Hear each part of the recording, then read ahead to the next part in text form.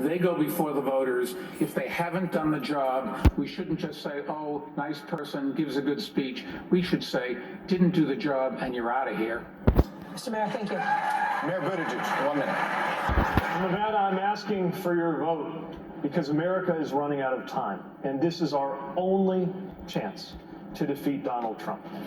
If you look at the choice between a revolution or the status quo, and you don't see where you fit in that picture, then join us. And yes, go to PeopleForAmerica.com and help out, because we need to draw everybody that we can who believes that we need to empower workers, who believes in climate science, who believes in doing something about gun violence, and recognizes that the only way we can do this is to create a sense of belonging in this country that moves us out of the toxic and polarized moment that we are living in today. I already see an American majority ready to do these things. Now we have a responsibility to galvanize, not polarize, that majority. We cannot afford to lean on the same Washington playbook. We cannot afford to alienate half the country.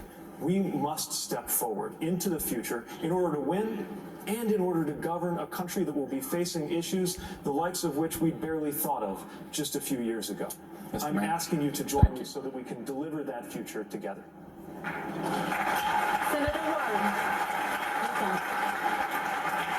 I grew up fighting. I grew up out in Oklahoma, and I learned it probably from my mother. I watched when my daddy had a heart attack and didn't have any money coming in, when our car was lost and when we were on the edge of losing our home.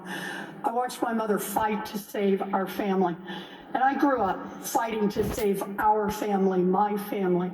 I eventually made it through school and spent my life as a teacher, and looking into why it is that so many families across this country are struggling and why it gets worse year after year after year. I, for years, have fought for unions to say the way we're going to restructure this economy is we're going to make it easier to join a union and get more power into unions. To fight for students who have been cut out of opportunity over and over because of the rising cost of an education. Look, for me, I am, of all the people on this stage, I've been a politician the shortest time, but I've been the one out fighting for families the longest time. I promise you this, give me a chance, I'll go to the White House and I'll fight for your family. Thank you, Senator. Vice President Biden. I'm running because so many people.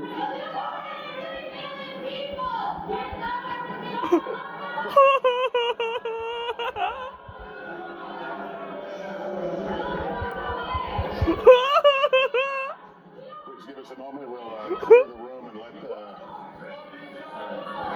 let.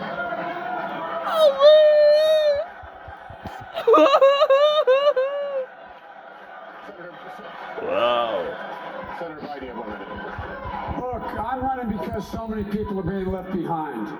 People I grew up with in Scranton. When my dad lost his job, lost his house, had to move. We moved to Claymont. We find ourselves in a position where we had little ability to get anything done. And my dad worked like hell. I learned a lot. I've been knocked down a whole hell of a lot. I know what it's like to be knocked down.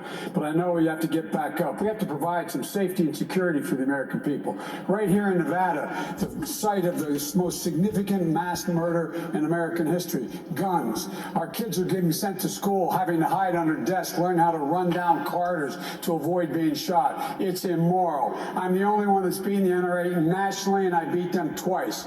With regard to health care, it also is something that is a right. Obamacare has to be expanded. It can be, in fact, cover everybody. And lastly, I think it's important that on day one, we deal with sending an immigration bill to the desk. The only person in here has the worst record on immigration is Bernie, because Bernie voted against the 2007 bill. Had, in fact, the immigration bill passed, there would be 6 million members would be now American citizens. All right. Senator Sanders, you have 1 minute for your closing remarks.